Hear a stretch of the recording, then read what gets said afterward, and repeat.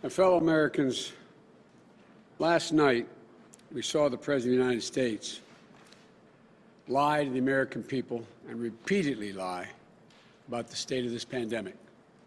We saw him refuse to take responsibility for the crisis that should have been met with real presidential leadership. Instead, it has cost hundreds of thousands of Americans' lives and pushed millions into poverty. We saw him diminish the pain felt by so many Americans. President Trump said, "We're rounding the corner. It's going away. We're learning to live with it." They are quotes. But as I told him last night, we're not learning to live with it. We're learning to die with it.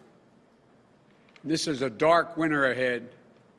Already, more than 220,000 people in the United States of America have lost their lives to this virus. 220,000 empty chairs at dinner tables all across this country. My heart goes out to every single person who's had to endure the agony of saying goodbye to someone they loved and adored over video chat, who couldn't gather their closest friends, even their full family, to grieve together at a funeral mass or a funeral service.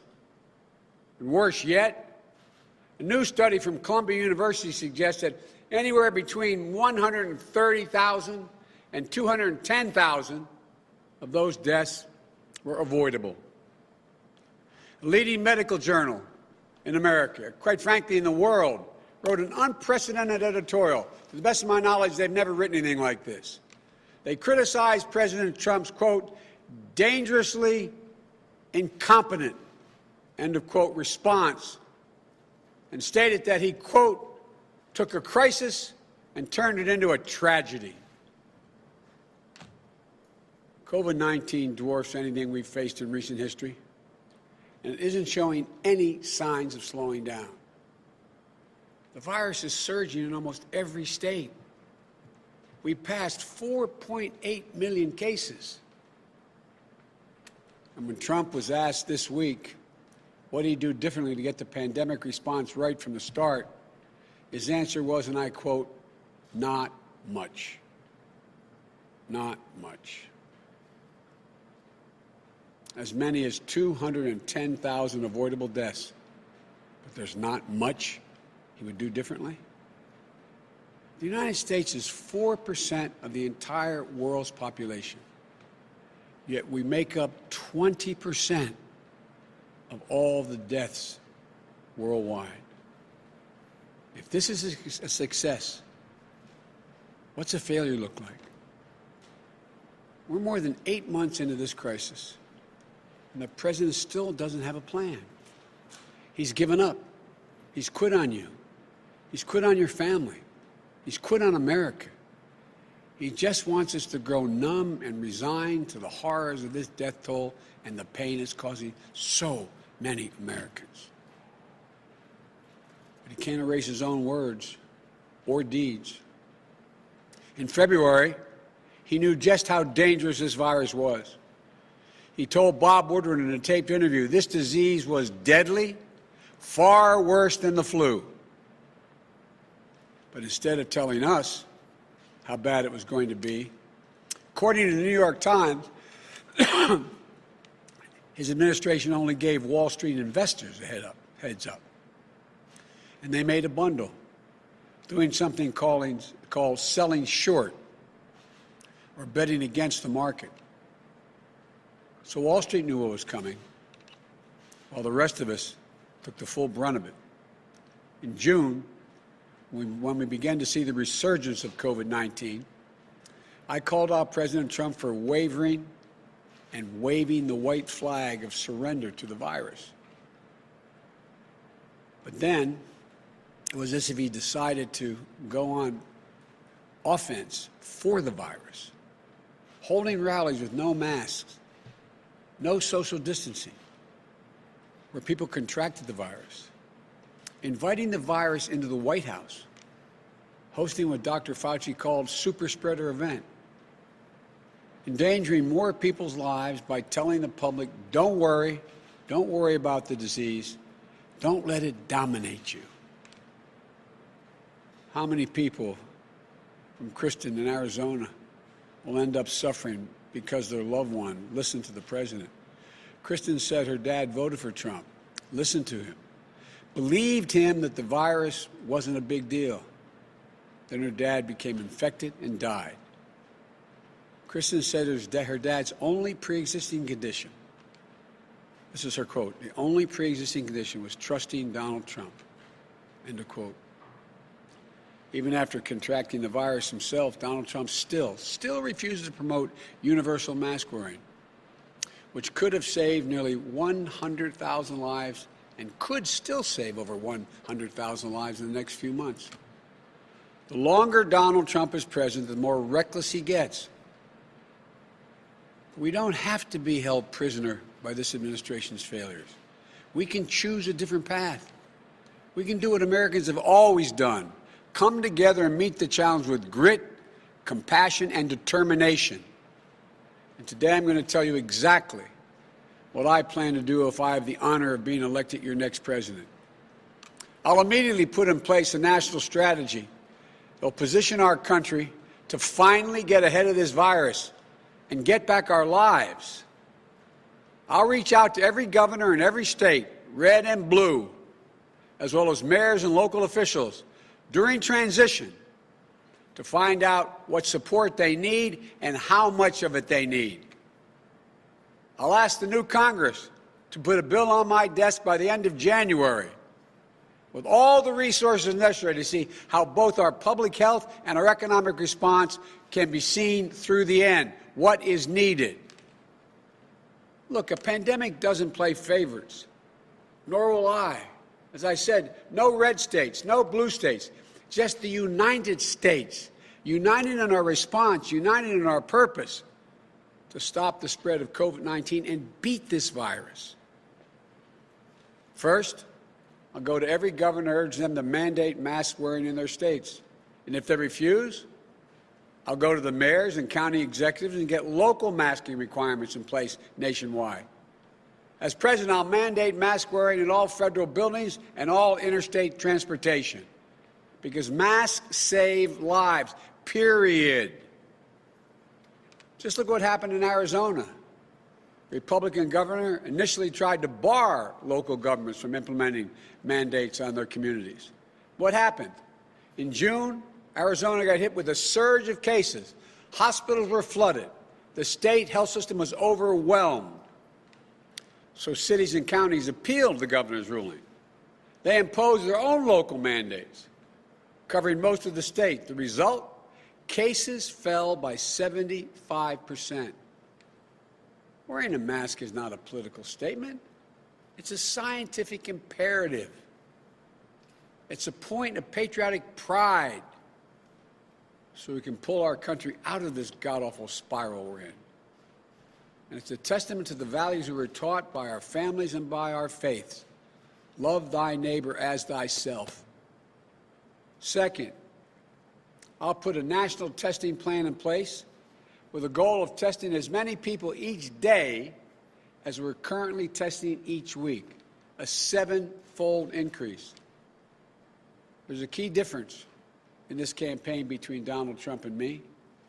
I believe in testing. Donald Trump does not. I believe in science. I believe in public health officials. I believe in the example of other countries which prove that widespread testing is needed to regain the health of our nation, to reopen safely, and critically, to stay open. Every school, every worker, every American should have easy access to regular, reliable, free testing. To achieve this, we need to increase both lab-based diagnostic testing, with the results back within 24 hours or less, and faster, cheaper screening tests that you could take right at home or in school. Look, what we have right now isn't anywhere near good enough. States are still improvising on the fly. School districts are still mostly on their own. And many Americans still don't know when it's important to get a test or how. This isn't beyond our capacity to master. Not if we're directing a coordinated effort across government and the private sector, instead of leaving chaos to reign. we'll manufacture the lab supplies needed to make sure we have enough tests. And we'll tap more of our nation's lab capacity so you can get your test results more quickly. We'll build a national corps of contact tracers to work closely with trusted organizations in these communities that are most at risk. We'll also take steps to ensure that no one has to choose between getting a test and putting food on the table. Look, and that no one is scared that being tested for COVID might jeopardize their immigration status. The only way we'll defeat this virus is if we defeat it everywhere. Third point I'd like to make is we'll close the personal protective equipment, the PPE gap, and get the gear out where it's needed. Every healthcare worker will have a reliable supply of properly fitted N95 masks. It's unconscionable. There are more than 8 months into this crisis, and frontline healthcare workers are still rationing their personal protective equipment. As president, I'll use the full power of the Defense Production Act to drive the manufacturing of personal protective equipment, masks, gloves, gowns, and more, and ensure this is distributed equitably. Look, we won't stop until the nation's supply exceeds the demand and our stockpile is replenished, especially in hard-hit areas and in communities that are disproportionately impacted by the virus. I will appoint a fully empowered supply commander who's in charge of filling in the gaps. We'll make sure we can manufacture critical supplies right here at home so we're not dependent on other countries in this crisis. Fourth, we'll provide consistent, reliable, trusted, detailed, nationwide guidance and technical support for reopening safely and the resources to make it happen. We need a single source of guidance that we can trust, where we know the information won't change for any reason other than the science that guides it. Not political expediency, not public image. It won't be easy as to open or close. Social distancing isn't an on or off thing. And we're learning more every day about the virus and how it spreads. We need to be able to adapt and adjust our behavior to responsibly respond appropriately. But schools and businesses can't make responsible decisions if they don't have the information, the science. It's not just more detailed, effective guidance they need. It's consultations and technical support so people have a place to turn with their questions. It's having a government that's in your corner, not a government that's turned its back on you. And once we get our federal, state, and local governments working together, once there's universal masking, enough PPE and testing to go around, science-backed guidance to help us make the right decision, then we can get our kids back to school safely, our businesses growing, and our economy running again without wasting another minute. As I said last night, I'm not going to shut down the economy. I'm not going to shut down the country. I'm going to shut down the virus. And finally, we'll be focused on developing safe and effective treatments and distributing a safe and effective vaccine. President Trump claims he found a cure. Well, let me tell you, yet we have 1,000 people dying each day. More than 40,000 people are in hospitals right now battling the virus. Life-saving therapies shouldn't be just available to the wealthy and the well-connected. We need to make sure they're available to everybody, available and affordable. It's also possible we could learn any day that one of these vaccines currently in trial is showing itself to be effective. That will be a wonderful day for our people and people around the world, everywhere, whether it comes next week or in the next 2 months. But it will still be many months before any vaccine is widely available. And we need a president who will take responsibility for making sure it gets to every single person in this country in a way that's equitable and accountable. We need a president who, in the meantime, is doing his job to protect the American people. Once we have a safe and effective vaccine, it has to be free to everyone, whether or not you're insured. Let me say that again. The vaccine must be free and freely available to everyone. This is just not one more reason why it's so despicable that Donald Trump is fighting in the middle of a pandemic to get the U.S. Supreme Court to strike down the entire Affordable Care Act, which I worked so damn hard to get the votes for. Under the ACA, insurers are required to cover recommended vaccines for free. So overturning the ACA would mean people have to pay to get COVID-19 vaccine. That's wrong. Very, very wrong. Unlike Donald Trump, I believe health care isn't a privilege. I think it's a right. That's why, as president, I'll protect and build on the ACA by adding a public option that will compete with private plans to expand coverage and lower health care costs across the board. I'll bring down drug prices by allowing Medicare to negotiate with pharmaceutical companies. I'll make sure Americans have insurance. Those with insurance have access to free COVID-19 vaccine. And I'll direct the federal government to bulk purchase as many doses as is necessary of the COVID-19 vaccine so we can provide it free to those who are uninsured, underinsured, or Medicaid eligible. Throughout all this,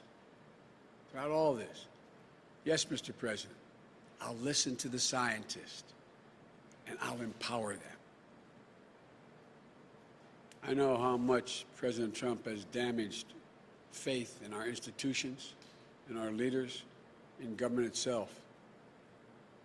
We have to rebuild the trust between the public and its public servants.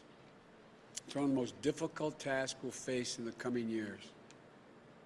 But if I'm elected president, I'll always give it to you, as FDR said, straight from the shoulder. I'll deliver on my promises. I'll listen to the American people, no matter what their politics. I'll let the doctors and the scientists speak freely so you can make the best decision possible for yourself and for your family. And I won't let 4 years of Donald Trump rob us of the most fundamental American qualities, our hope in the future and our faith in ourselves. We can beat this virus. We're not too divided to achieve big things. We're America.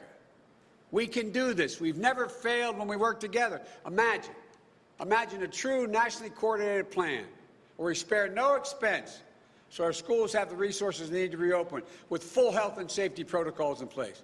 Imagine every small business getting a restart package that helps cover the cost of installing plexiglass, providing PPE, and more to minimize the risk of exposure for customers and workers. Imagine our older Americans and people with disabilities having the peace of mind that comes with trusting that the public health system is working for them. Imagine, instead of staying locked up in their rooms, they're able to hug their grandchildren or those who they love and haven't been able to see. Imagine if you're a member of a community that has been hit particularly hard, Black, Latino, Asian Americans, or Native Americans. Imagine a public health and economic response that treats your needs as a priority, not as an afterthought. Imagine a day in the not-too-distant future when you can enjoy dinner with your friends and your family, and maybe even go out to a movie. Or when you can celebrate your birthday, weddings, graduations, surrounded by your nearest and dearest friends. That's the Biden-Harris agenda to beat COVID-19. It's going to take all of us working together, and that's not hyperbole, all of us working together, watching out for one another. We're all still going to have to wear our mask, a practical social distancing a while longer. It's going to be hard, but if we follow the science and keep faith with one another, I promise you, we'll get through this and come out the other side much faster than the rate we're going now. Look, you all know this. The American people have always given their best to this country in times of crisis. And this time isn't any different. I'm not joking when I say this. I think every day about the brave doctors and nurses and hospital workers, police officers, firefighters, EMTs, and other first responders who not figuratively but literally are putting their lives on the line day in and day out to care for people. I think of the essential workers who carried the rest of us on their shoulders through these many months. The grocery store clerks, the delivery clerks, the drivers, the folks on the assembly line, the meat packers, and so many more. People too often overlooked, undercompensated. They've given the best to their country when we need them the most. Think of the small businesses who moved heaven and earth to try to take care of their employees and keep their businesses open. And sadly, of all those who couldn't because they didn't get the help they were promised. I think of the parents juggling working from home with the added demands of overseeing their child's educations. I think about the educators who are spending hours learning how to teach online. They're doing what they always do, giving above and beyond for their students. I think of the families and the communities who've stepped up, donating to charities, doing grocery runs for older relatives and neighbors, finding new ways to connect and support one another. That's the America we know. That's the United States of America. That's who we are. And like John F. Kennedy, when he committed to take us to the moon, he said, "I refuse to postpone the possibilities that exist for this country. I refuse to postpone. Refuse to postpone the American purpose that will not only lead our country back, but lead the entire world." There's no challenge. There's no challenge we cannot meet. No enemy we're unable to face. No threat we can't conquer. We stand together, united, bound by our common resolve, determination, and values. Folks, together we can harness the unlimited potential of the American people, not just to get back where we were before this virus hit us, but to get back better. I promise you, and you know in your heart, we can do this. We must do this, and we will do it together. You know we can do it. This is the United States of America. May God bless you all.